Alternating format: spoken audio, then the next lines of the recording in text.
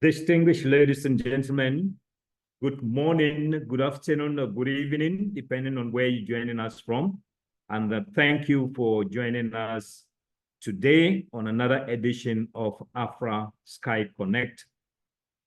In our today's session, we have two speakers from two of the development financing institutions on the continent, the African Development Bank and the AFREXIMBANK. Our focus today is to evaluate the support that these institutions provide to the continent of Africa to promote development. In particular, we would be looking at their contribution to the development of aviation and by extension, supporting the implementation of the Africa Continental Free Trade Area, as well as the Single African Air Transport Market implementation. We would review how airlines and other entities within the aviation space can, if they need financial support, can access financial support through these institutions. We'll be looking at some of the elements to consider. And we would also be looking at investments in some of the infrastructure projects that we need on this continent, particularly with regards to MROs, facilities, and training, as well as cargo infrastructure. Today, our discussion, as you can see, is centered around the financing aspects of our industry. And to help us in this discussion are two distinguished gentlemen. I'm sure they're not very unknown people to you. Most of you know the two of them. We have from the African Development Bank, Mr. Romain Ekoto, and we have from the AFREXIMBANK, Mr. Gainmore Zanamwe. So the two gentlemen will be helping me in the discussion to unpack the issues that we have lined up for you today. Ladies and gentlemen, please remember that you can participate in the discussion by either posting your questions on the Q&A tab, or if it's a comment, you put it in the chat box, and intermittently, I will review these with my guest so that we can respond to you. Let us make it as interactive as possible. We have 1 hour for this session. And ladies and gentlemen, welcome back. Welcome to my guests, Romain and Gainmore. You're most welcome to the show. So first and foremost, before I get into the substance of the discussion, I would want to invite my guests to introduce themselves and speak briefly about their respective organizations before we get into the substance of the discussion. So starting with Romain from African Development Bank, please, if you can tell us a bit about yourself and the African Development Bank, please. Thank you. Thank you very much, Raphael, and thank you to AFRAA for inviting the African Development Bank and participating in this SkyConnect dialogue. Good morning, ladies and gentlemen, or good afternoon, depending on where you're joining from. So I'm Romain Ekoto. I'm the Chief Aviation Officer of the African Development Bank, and in this position, I'm in charge of spearheading the bank's initiatives in the aviation sector in general. And this actually covers institutional support. So we do undertake studies, economic sector works, capacity building, subcomponents of the aviation industry. We also support infrastructure development, so airport, air navigation services providers, as well as airlines. So airlines include, of course, financing of aircraft. And prior to joining the bank, I used to serve ICAO as a technical cooperation officer, covering the Western and Central African region, and even the whole African region before, based in the Montreal headquarters. And before joining ICAO, I used to work for Air France as a project manager. And by training, I'm a civil aviation engineer, graduated from the French Civil Aviation University, ENAC, in Toulouse.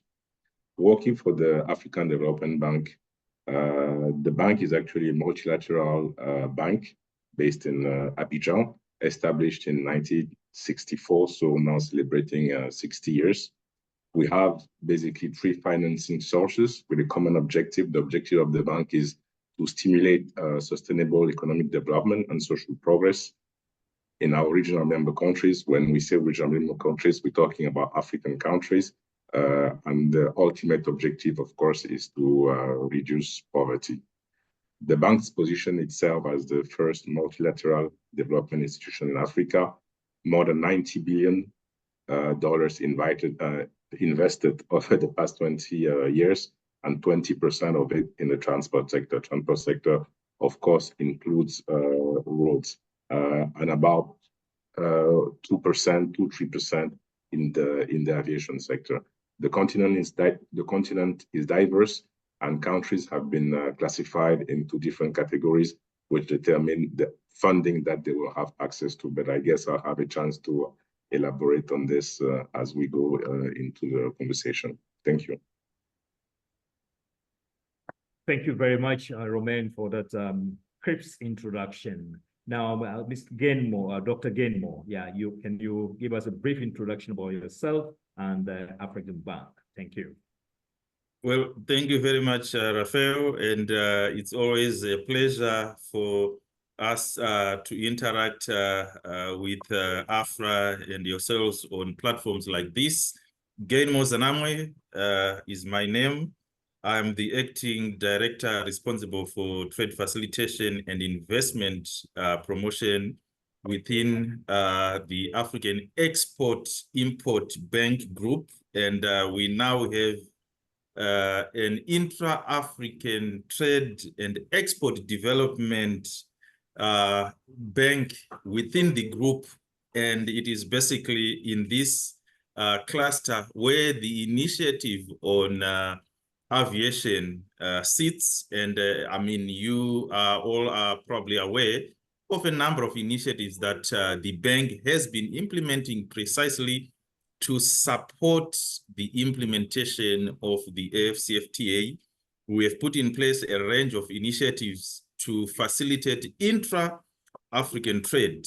And we believe that intra-African trade can only work if we manage to fix the transport and logistics infrastructure. And the aviation sector is one of the sectors that really requires a lot of attention. And if you look at the key role that is played by the aviation sector, there is actually need for institutions like ourselves and my brother from African Development Bank to actually collaborate more effectively to ensure that the continent has the requisite infrastructure that they need in terms of the aviation sector, as well as also the other related initiatives that need to be put in place to support the travel and tourism. So as AFREXIMBANK, we have actually been implementing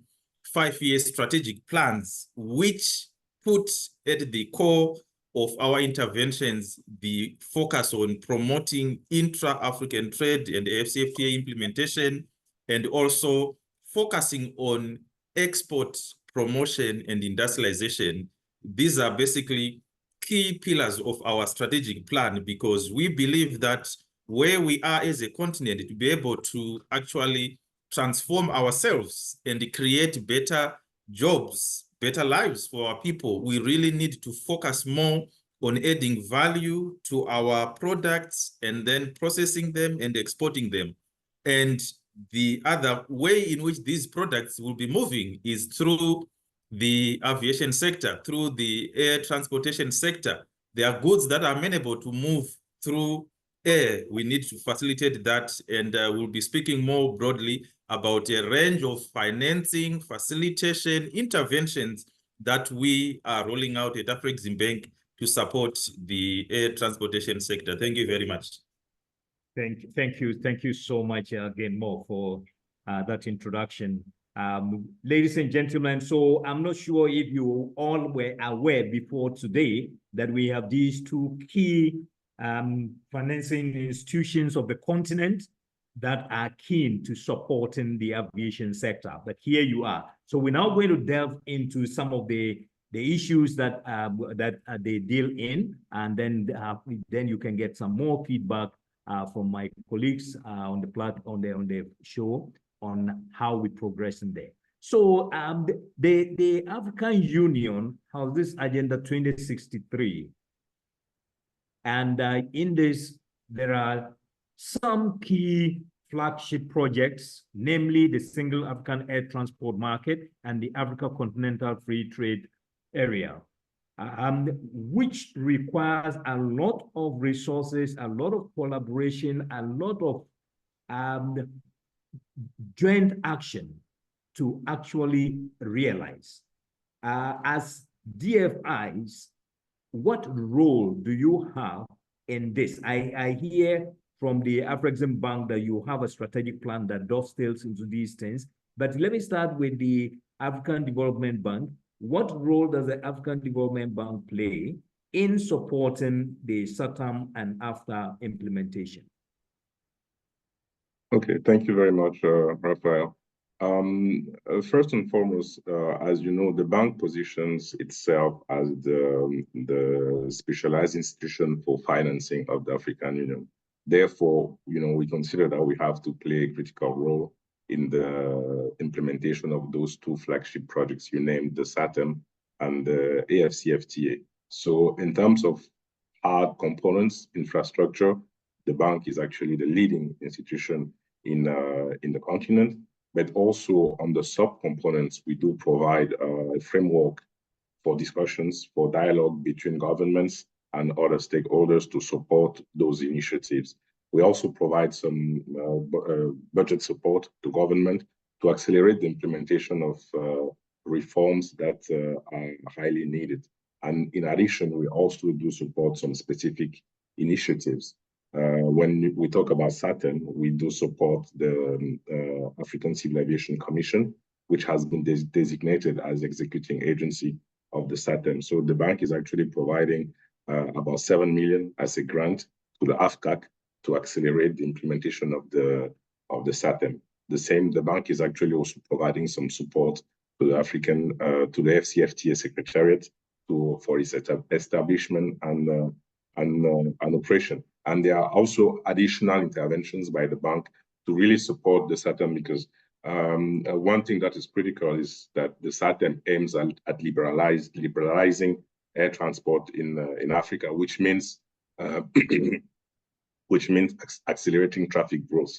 And you want the traffic growth to be actually supported by a proper safety, security oversight systems, as well as proper infrastructure. So we also have other initiatives that aim at supporting the proper implementation of the SAATM.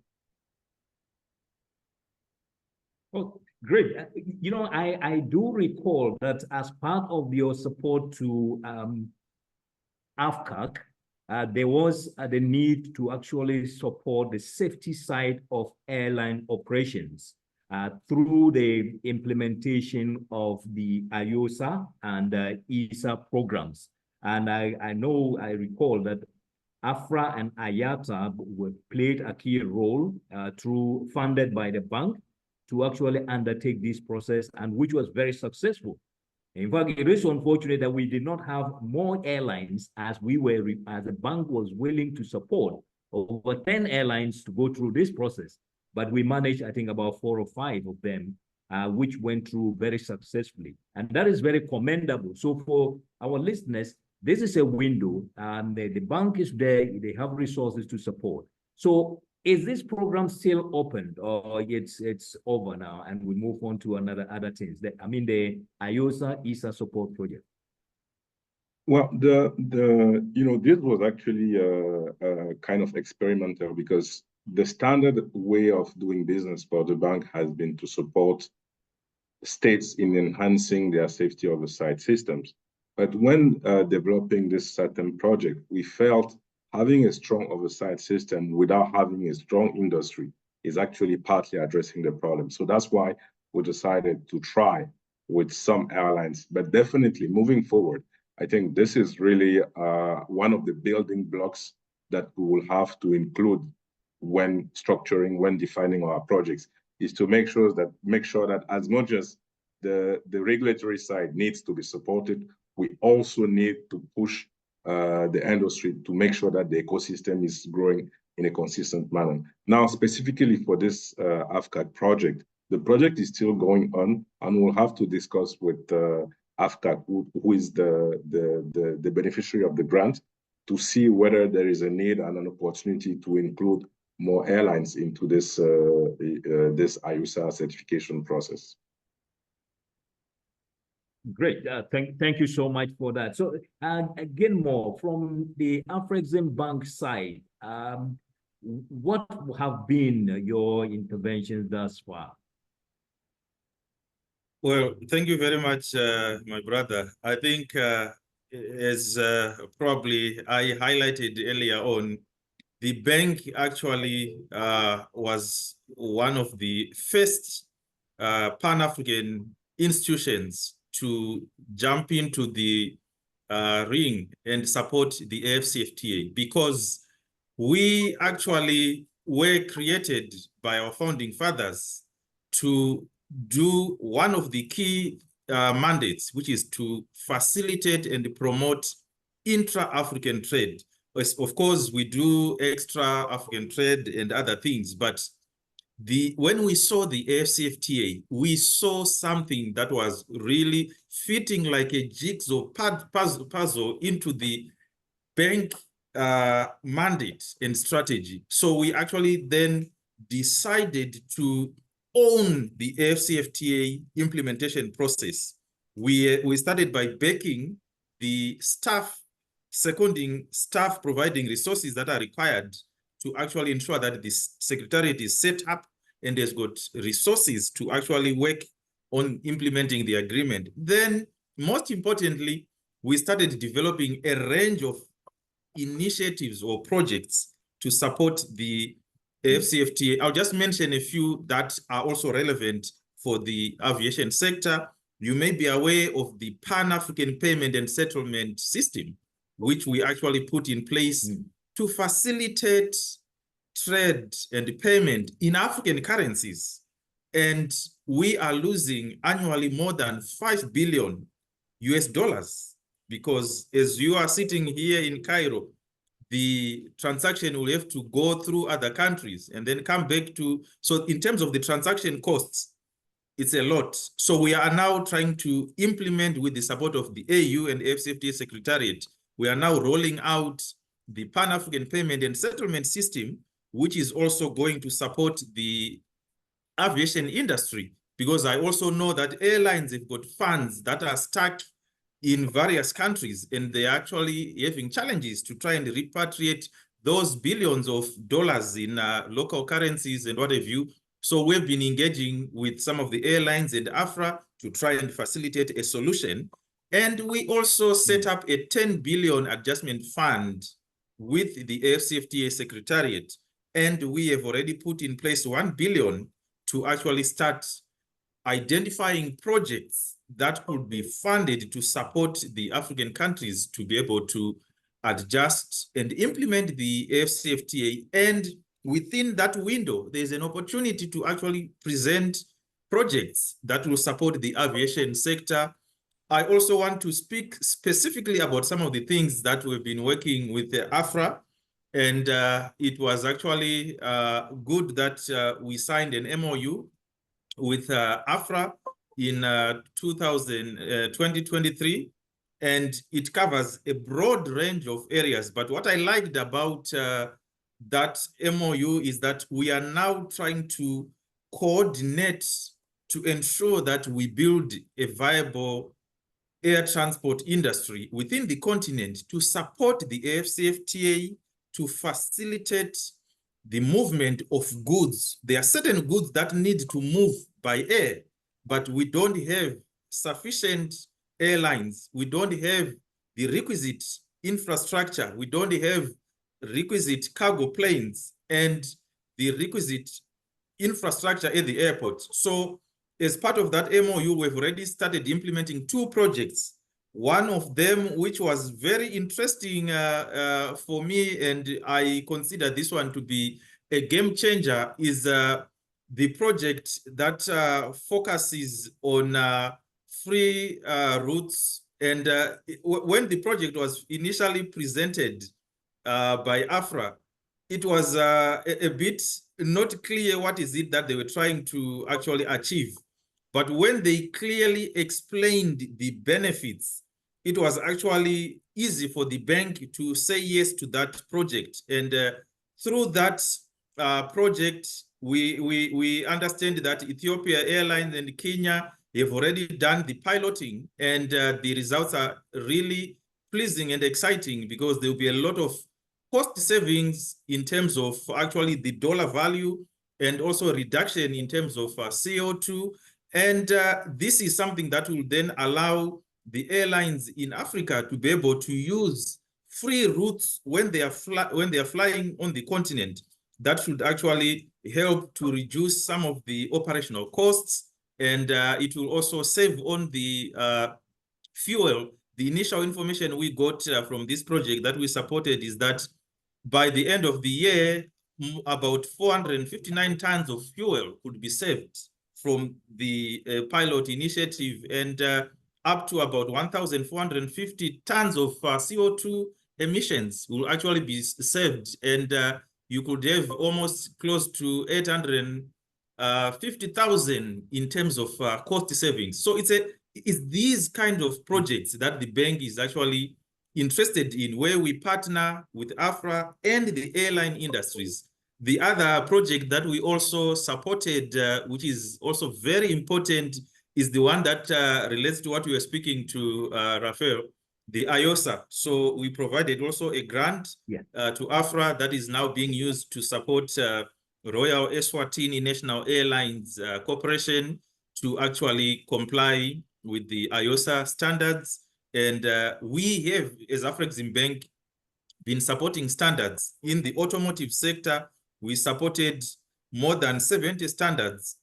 We supported more than 300 standards in the medical and pharmaceutical sector, and we are now going into leather, etc. So supporting harmonization of standards was a no-brainer to us, because we need these standards to be able to facilitate trade, to ensure that when all the airlines meet the standards, we'll be dealing with safety issues, we'll be dealing with the other requirements that are needed by other partner airlines in terms of code sharing. So from AFREXIMBANK, we are really happy to support the AfCFTA and to support the SAATM.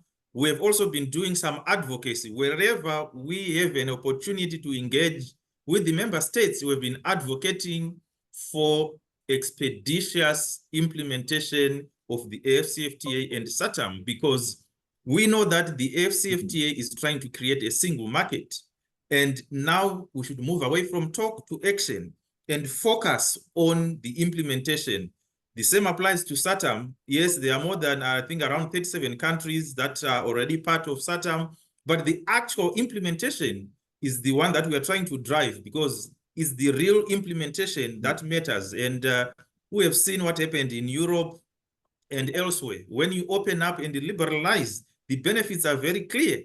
On the African continent, one of the issues that we've been also raising under the AfCFTA is the need to liberalize the sector and ensure that there is harmonization and collaboration between what AFRA is doing, AFCAC is doing to support the implementation of the SAATM, and ensure that we also remove some of the barriers that are in the sector. We need to deal with the high costs, operational costs. We need to remove some of the taxes that make us uncompetitive. So there are a lot of, from where we sit, financing is not a big issue.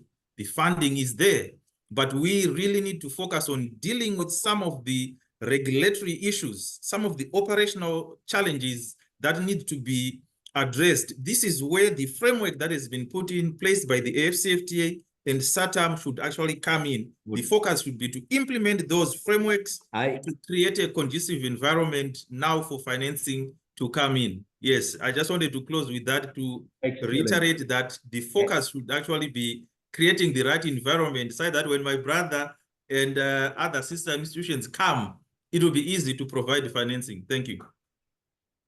That's right. Thank you so much for that initial background. But what I take from here is funding is not an issue. It is readily available. The only thing is to deal with the bottlenecks around the operations and the institutions that we have on the continent that might need funding. So now there's this perception that the development financing institutions like yourself are focused more on financing government-related projects and not the private sector. So from the Development Bank side, is this true that you only support institutions that are related to governments, or you can also deal with private sector who come directly to you? Thank you, Raphael. This is an interesting question. You know, back in 2018, I mean, over its existence, the bank has been receiving a lot of financing requests, be it from airlines, from governments, from private institutions. And the interventions of the bank have been guided by a transport policy. But in 2018, the bank's board actually tasked the management team to develop a framework and guidelines to support the aviation sector in Africa. And this document actually has now become like the Bible of the bank's interventions in the sector, although it was developed in 2018 and will soon be updated. And this actually, the thinking that went through was actually to, of course, first deny this perception about the bank only financing public institutions, but also to actually identify which instruments, you know, from the bank, because the bank has various instruments, which instruments from the bank would be more suitable depending on the needs. I will not get into the details because this document is available online, but basically I can say we actually, the bank supports the public sector through various instruments, including grants and loans, but we also support the public sector through loans, as well as guarantees. We can actually provide guarantees. We have a policy that guides our intervention when it comes to the private sector particularly.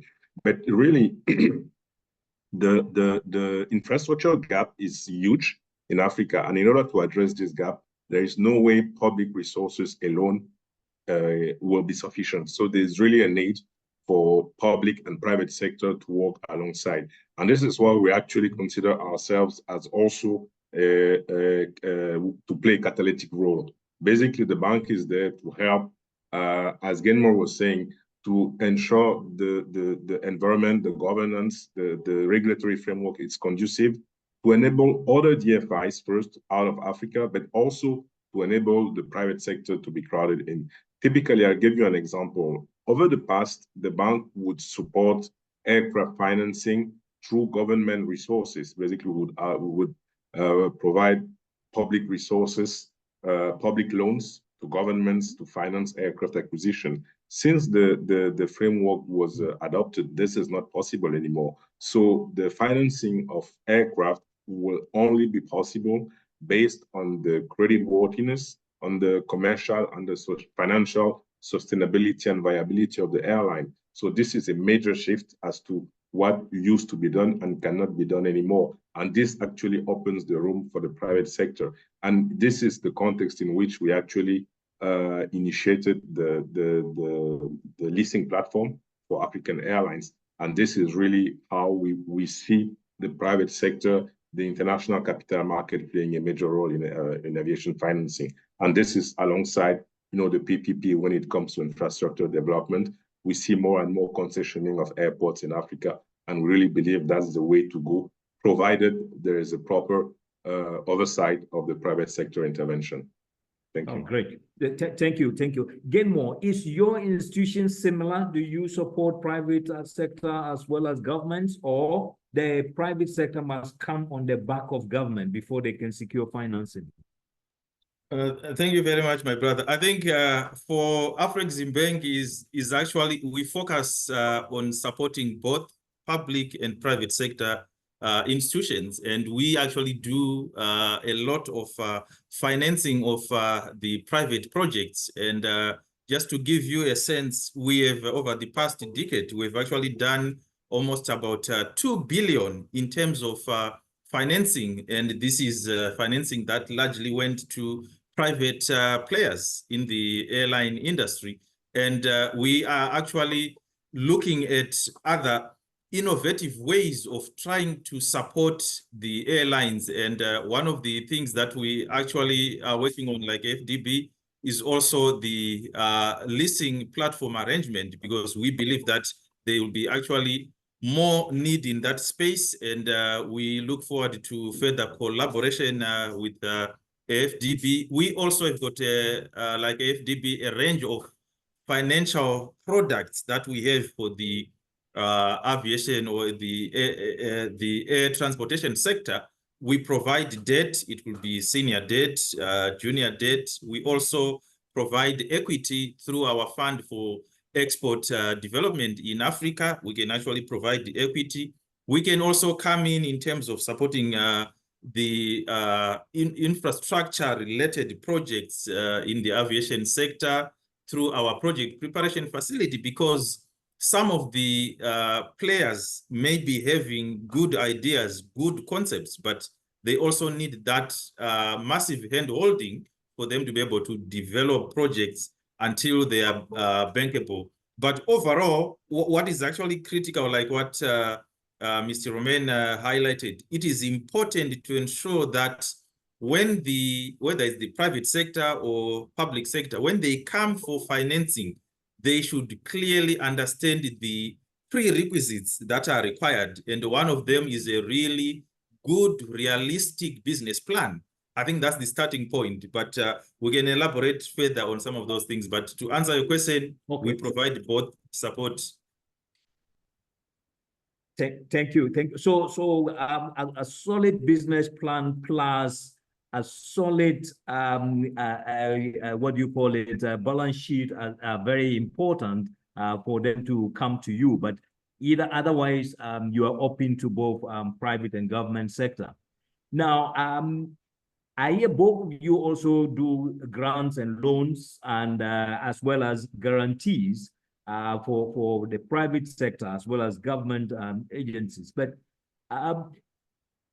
is equity investments an option for either of your institutions, starting with AFDB? So, for instance, can an airline or an airport says, okay, look, we want you to take 20% of stake in our airport or our airline, and in return you inject some capital? Is that something that you consider,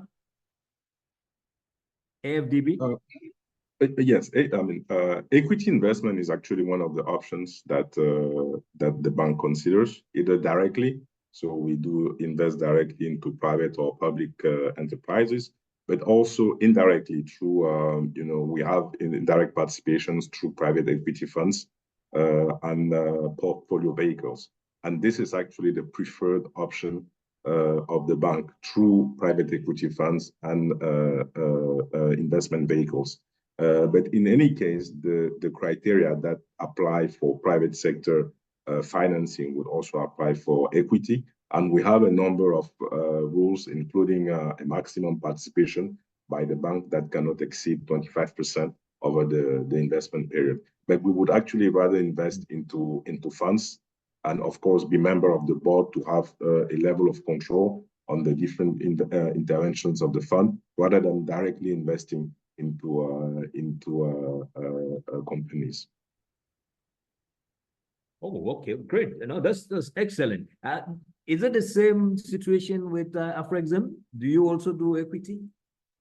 Yes, Rafael, as I highlighted, we actually have got an equity vehicle called the Fund for Export Development in Africa, FEDA, which is actually based in Rwanda.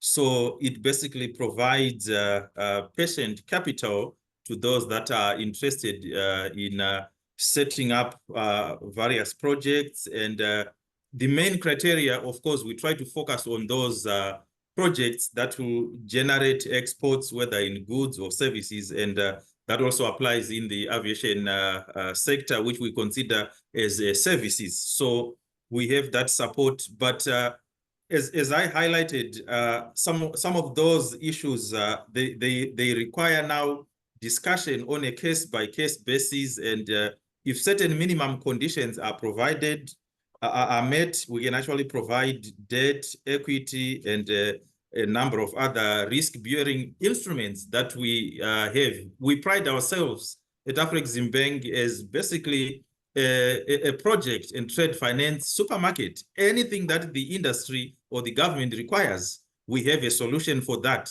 If we don't have one, we'll create one. That's basically why we are here. We listen to the industry, we listen to their requirements, and try to meet their needs. Thank you. Well, thank you so much.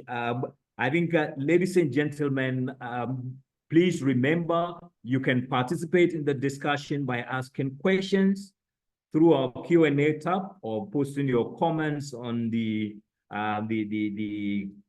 chat box, and we will review them in due course. So we are progressing steadily with the discussions, and I'm sure the airlines, airports, and the ground handling operators, as well as all the other businesses in the airport environment and aviation environment, are getting excited because now they know that they can actually secure some sources, some funding from you. But we cannot just leave it at that. I just want us to look at what would you guys be looking at as a precondition to actually pre-qualify an airline or an airport or an entity within the aviation space for a facility. How should they prepare themselves? Starting with ADB. Thank you, Raphael. This is actually a quite common question that we're being asked: how to approach the bank, how to leverage resources from the bank. Yes. Okay, from the public sector angle, one thing that is critical, and I always remind entities, is that resources from the public sector can only be accessed through a request from the governor. And the governor of the bank for a given country is usually the Minister of Finance or the Minister of Planning. This is a must. It has to come through the governor. Now, the project, of course, goes through the project cycle of the bank. But one thing that is important is, of course, looking at what kind of resources the country may have access to from the bank. Public sector, as I say, we have the African Development Fund grants. So this is a grant. We have the African Development Fund loans. These are highly concessional loans with a very low interest rate in the range of 2%, with a very long maturity up to 50 years, including a long grace period. And this depends on one of the criteria that are used is the economic performance of the country, basically. Macroeconomic indicators of the country determine which kind of resources they have access to. And then we have the African Development Bank loans, which offer lower maturities up to 25 years with a bit higher interest rates, but yet very competitive. And what we need for a project to be considered by the bank is a proper feasibility study to have been undertaken. We need technical designs as well when we talk about infrastructure.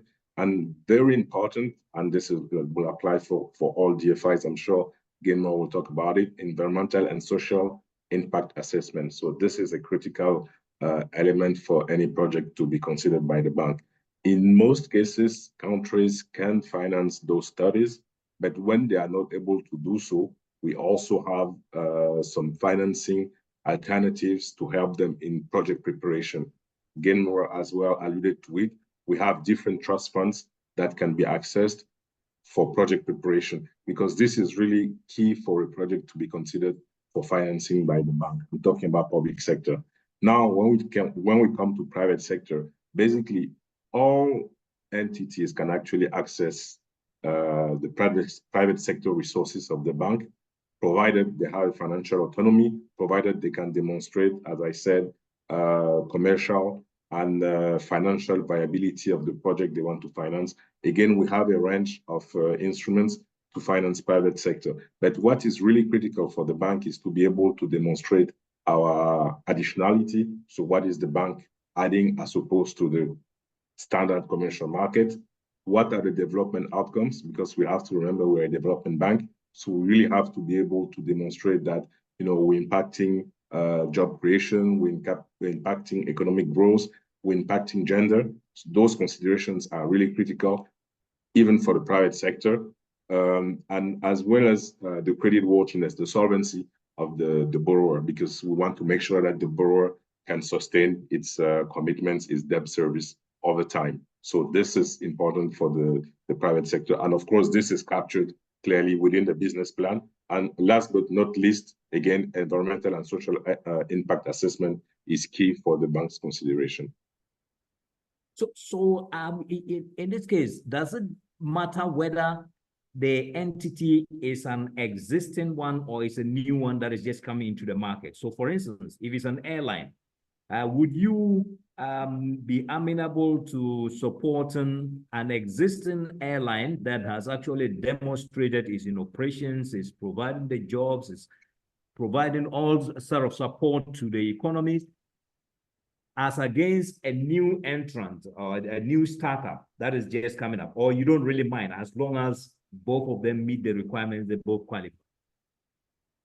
Well, no, you know, based on the criteria that I just developed, we cannot consider startups. However, you know, there are certain cases where an SPV is created for the acquisition, typically of an aircraft. So an SPV, I mean, is an orphan, you know, entity, but yet this can be financed within the context of the project finance. So this is the case where, you know, I mean, an SPV, which would be considered as a very young entity just for the project, can be financed. But otherwise, startups cannot be financed by the African Development Bank for aircraft, okay. I mean, in the case of airlines. Okay. So thank you for that. Now, Gainmore, is there anything different from you, or is exactly the same as Romain has explained? I think it's pretty much the same, and probably the most important thing that we normally focus on is a really good business plan that is realistic, that covers all the issues, as well as the environmental impact assessment. All those basic things will have to be done. Of course, one of the key issues is the management. The experience of the management team is very, very important, because at the end of the day, you really want airlines that will provide very good quality services, that are also fully aware of some of the challenges, especially how to deal with the operational cost to ensure that the airlines are run in an efficient way. I'm sure you know what is happening in our continent. We've got a number of airlines that are making losses. So this is an area that is actually very, very important. But also in terms of the other requirements, I think it's pretty much similar to AFDB. But for AFREXIMBANK, if you need to actually, for you to qualify for our financing on the debt side, we're actually looking at least 3 years of operating track record. That is a prerequisite, and also a minimum turnover of about 10 million, and you need at least to have a balance sheet of at least 2 million. So it basically suggests that it will be very difficult to actually support a startup, but we normally encourage those startup airlines to, at the very beginning, fund the venture through equity capital, and then we can also explore arrangements on what could be done under our equity venture. And these are some of the things that we do. Of course, on the grant side, there's a different process where you have to prepare a request. We don't focus much on grants, but when there is a convincing, compelling argument where the benefits are so clear, and if the project is clearly aligned with some of the initiatives that we are trying to implement, we can also take that into account. Thank you. Okay. Now just take on this, because I'm sure you've dealt with some of the aviation sector private entities before. So just tell me, what are some of the key risk elements that you have identified with these aviation sector entities that might be showstoppers from getting a facility? Well, yes, thank you very much. I think this is a very important question that always gets asked. And one of the key risky issue is the regulatory environment where the players are operating. So that is very important. You really need a supportive regulatory environment, and you don't want to start operating and then you start having issues to do with the licensing, with getting some of the approvals, and you really need to have those dealt with as part of your business plan. And in Africa, there have been instances whereby, there are policy changes and what have you. So it's a big risk, but as AFREXIMBANK, we also, the good thing is that we've got a good relationship with all the 55 African countries. We also normally try to come in and do some advocacy, some engagements to try and deal with that. The other issue that we normally see for most proposals is the high cost of travel in Africa. I think compared to Europe, I don't need to go into detail. So that is an issue that still really requires addressing, because it starts eating into your profitability. So it's something that needs to be dealt with. Then there's also the issue of weak passenger load factor. So in Africa, Africa is a growing market, and granted, there's potential in future, but then there are also other barriers, other requirements like visas, etc., that then frustrate the people who are actually trying to travel through air. So these are some of the challenges that need to be addressed. There's also the issue of limited intra-African connectivity. I think it's probably less than 20% of the routes have got direct links. So really more needs to be done in terms of facilitating that direct connectivity. We are working with AFRA and AFCAC to try and address some of these issues under one of the projects that came from the lab. And then, of course, the basic infrastructure, there is more that needs to be done, both on the hard infrastructure to support the aviation industry, as well as the soft infrastructure, the regulations, the safety related issues. It's a big risk that also needs to be taken into account. So these are some of the issues that I just wanted to highlight. Thank you. There are a lot of risks associated, and that is probably why we need the DFIs to talk to us about how they can help us to help this industry to get on its feet properly and take its proper place on the market. Now, if I can go to your colleague, African Development Bank, you know, the risks that Gainmore has highlighted, I'm not too sure if they are similar in the case of AFDB.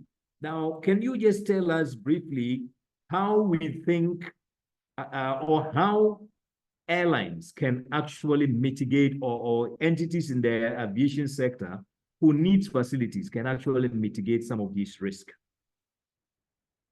Okay, thank you, Raphael. Indeed, Gainmore has actually addressed most of the risks that the industry would face. Some of them are, of course, endogenous and some are exogenous, so we have limited control on some of them.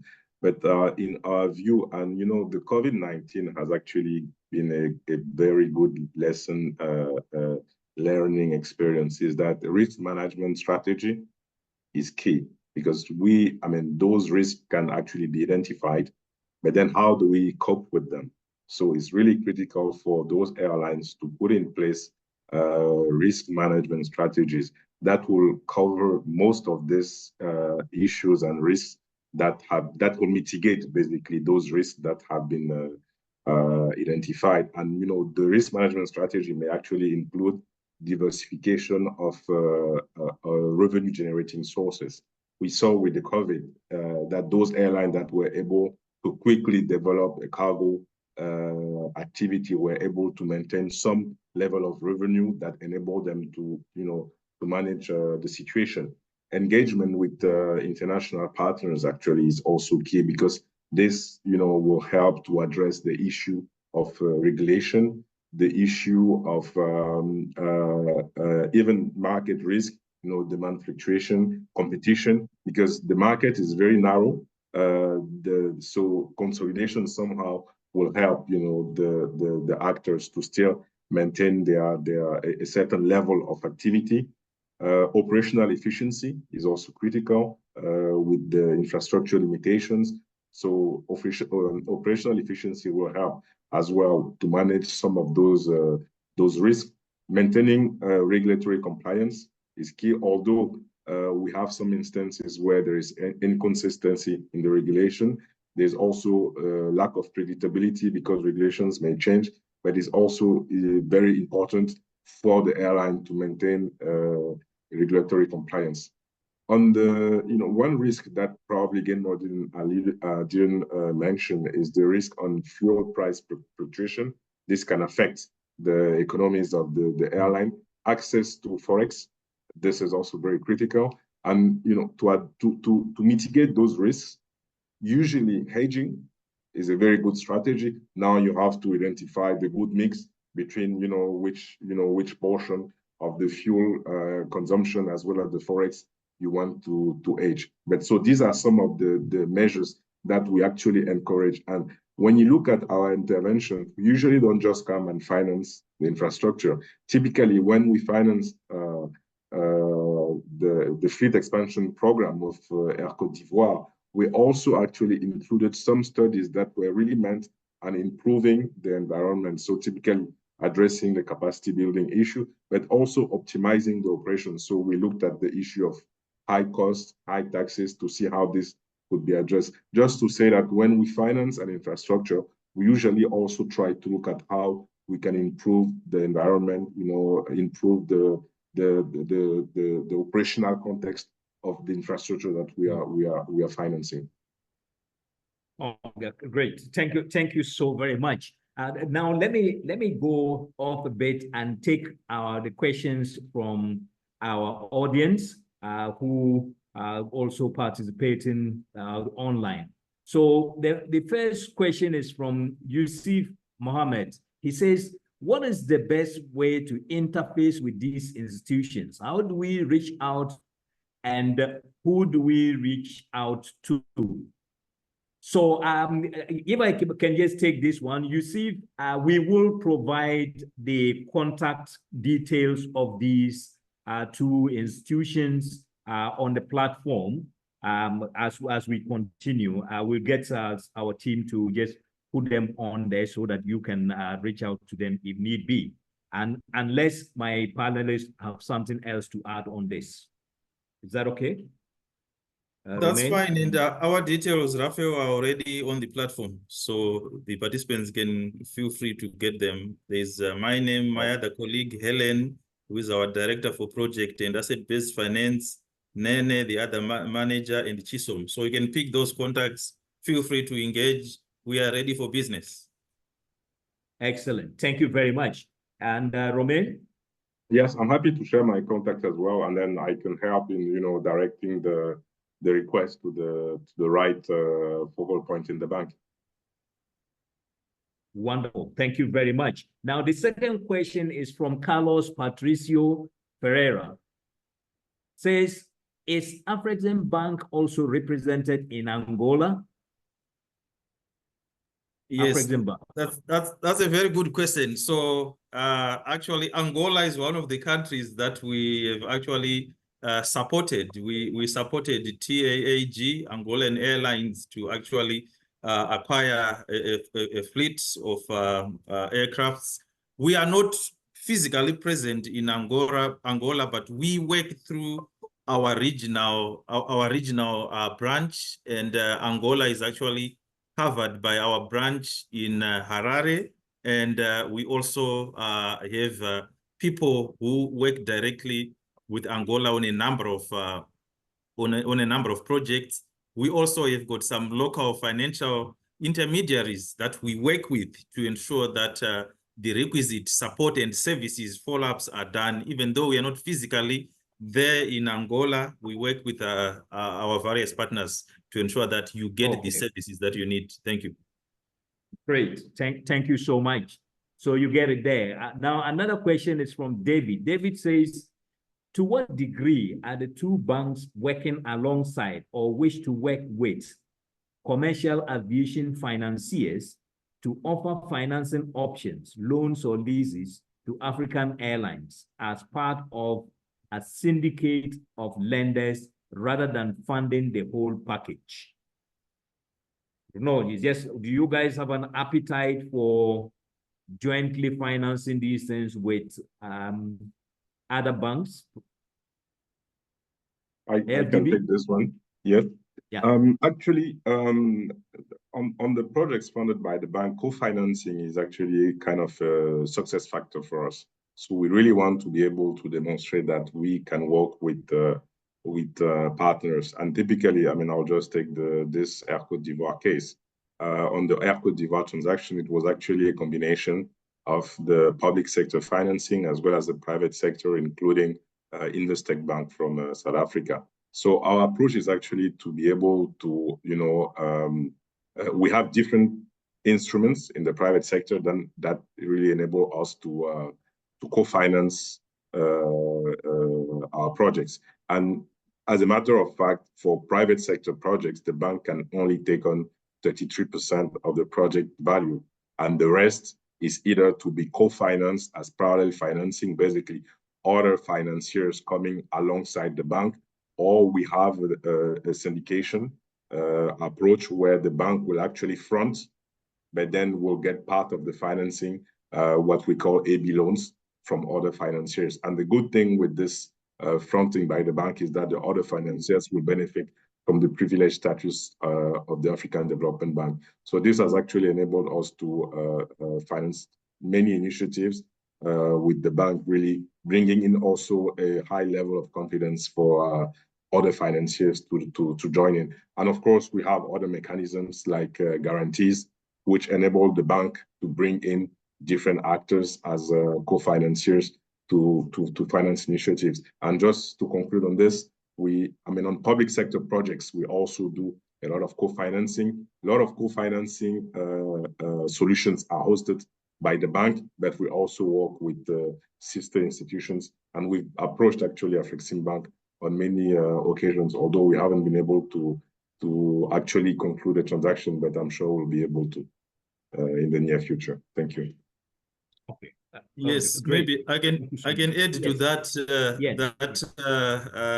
We actually more or less do the same. Romain, maybe we should actually try to focus on getting one transaction jointly. But I think for us, co-financing, syndication, this is the way to go. And it speaks also to the partnership. And we also did a similar arrangement where we worked with ABSA, the Angola arrangement that I was talking about with TAAG. We actually worked with ABSA to provide a 145 million facility. But we are also looking more to working closely with AFDB because of some of the privileges and advantages that comes with also your financing and your rating. These are some of the issues that we've actually been trying to also leverage on to ensure that at the end of the day, we are able to provide funding at a scale to cover all the key needs for our continent.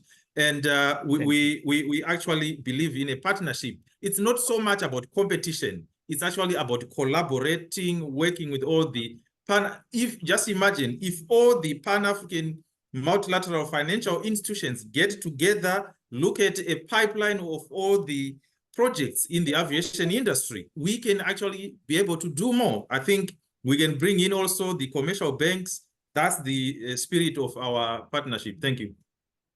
Thank you very much. Now, just on that, because both of you earlier on mentioned that you were both keen on developing leasing platforms.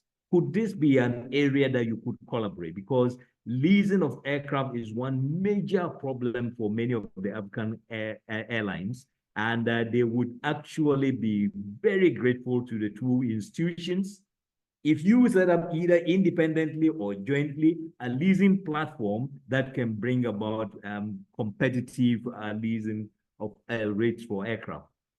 Is that something that is workable, or you already advanced on your individual plans? No, there are very good scopes.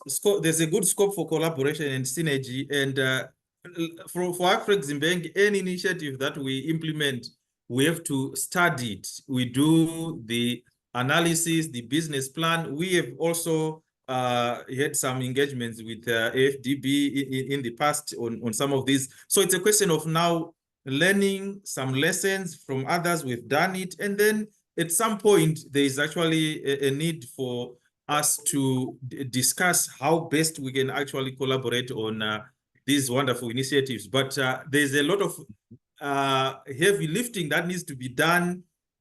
Does the leasing work? Is there really a need? So the business plan, we have to establish all those things. Then the partnership and collaboration is the easy bit, because there are so many things that started with the AFDB having its own initiative, but then when it comes to implementation, we join hands. We basically draw synergies. We do syndications. I think that is the list of the worries. Thank you. Thank you very much. Yeah, Romain, is that? Yeah, I mean, we are totally aligned indeed. I mean, the study is a must. We need to understand the market. We need to understand the challenges, the needs, and once we have a clear picture, then when it comes to implementation, we'll necessarily join our efforts. And as Gainmore said, we've had discussions in the past on this initiative, and we'll definitely continue working together. Okay, great. Now, our last question here is from Mekonen. He says, we at Northern Star Airlines, a startup publicly owned aviation company in Ethiopia, would like to discuss with respective panelists, Romain and Gainmore, the possibility of obtaining grants, loans, equities, or guarantees. I think he just wants to say he will discuss. Mekonem, the contact details are provided in the chat box. So please just pick them up and you follow through with them. And they will be glad to assist you to the best extent possible. Now, before I let you go, I know our time is up, but I still have one more important, very important question that I need to ask. Now, and this has to do with funding of maintenance, repair, and overhaul facilities. We're talking about Africa Continental Free Trade Area. We need to trade among ourselves. Aircraft maintenance takes a lot of resources out of this continent because we don't have enough MRO capacity to be able to do to maintain aircraft of African airlines. And so there's been the issue of funding the new MROs or expansion of existing MROs. We also have serious capacity constraints when it comes to human resources. So we need training. And finally, during the COVID-19, African countries were hugely exposed because when COVID vaccines started coming in, then we realized the depth of our lack of appropriate warehousing facilities at airports to house cargo, valuable cargo, and perishable cargo. So I just want to ask each of you these three things: MRO financing, training center financing, and cargo warehousing financing. Do you guys have an appetite for these, and how can you go about it? Starting with AFDB. Yes, thank you, Raphael. I'll be pretty brief. So MRO financing, yes, we do have an appetite. The bank actually supported a study for the creation of a regional MRO in ECOWAS member countries. But this didn't really materialize because, in my view, this was supposed to have been driven as a PPP as opposed to a purely government initiative. And most of the requests for financing that we receive for MROs are actually startups. So there's really a need for, as Gainmore was saying, for the startups first to become operational through equity investment before they can approach the bank. But there's really a need for MRO capacity to be developed because this is one of the highest cost component for our airlines that drive the operational cost for our airlines a bit high. On capacity building for the bank, this is key. Each and every project implemented by the bank always has a capacity building component because we consider this as one of the key factors for the sustainability of our intervention. We rarely actually have standalone capacity building projects, but this can happen. And over the recent past, we've actually also engaged into financing training centers in the aviation sector, one of them being in Rwanda, where we're actually financing the creation of a center of excellence for aviation training. Cargo warehousing, logistical centers have actually become a priority, especially since the COVID. And we see actually, and we do support this more and more PPP projects coming with strong cargo components, and we do encourage this. And this is an avenue that the bank will be supporting as we move forward. Thank you very much. Gainmore, anything to add on this? Thank you very much. I think it's my response is pretty much aligned to Romain, but yes, the bank actually provides support in these areas. The MROs, very important, the maintenance, repair, overall, it's a critical component to ensure that the airlines stay in the business. Yes, training centers are also very key because, as I highlighted earlier on, the staff that are basically operating these airlines across the board, they really need to be at a level that is comparable to what we see in some of the Asian or European, because at the end of the day, the quality of the service is very important. And it's important to ensure that these training centers are supported. The bank is also providing support in terms of cargo warehousing. We're actually working with our partner, Arise, and as part of the initiative we have on the Africa Trade and Distribution Company, the concept is to actually have, as part of this initiative, warehouses at various areas, at ports as well, seaports and airports, that will do the aggregation of the products that are produced in Africa to ensure that they can then be taken. So the warehouses are very important. The bank is actually supporting these. And all these elements, they are critical components to the success of the industry. And there are also some very interesting sources of revenues for the industry that needs to be supported. Thank you very much. Thank you. Thank you so much. Thank you. In fact, alongside those lines and in the context of the previous subject that we talked about, now there's an anonymous delegate who is asking, who says, greetings, interesting discussion. My experience in the aviation sector is lack of reliable data, in particular, useful data to help startup airlines develop sound business plans.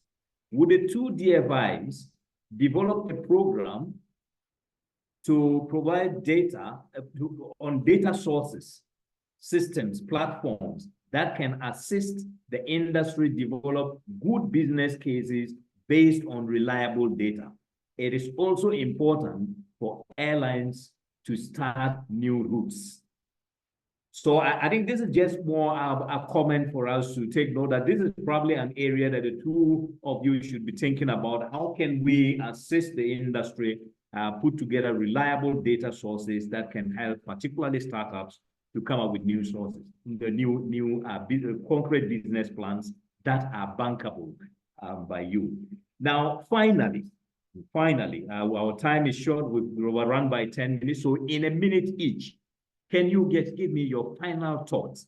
Any key message that you have for the audience today? Starting again with ADB.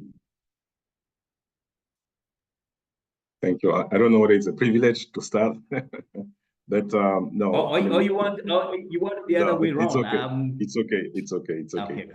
So, well, I mean, for me, and this has been repeated many times.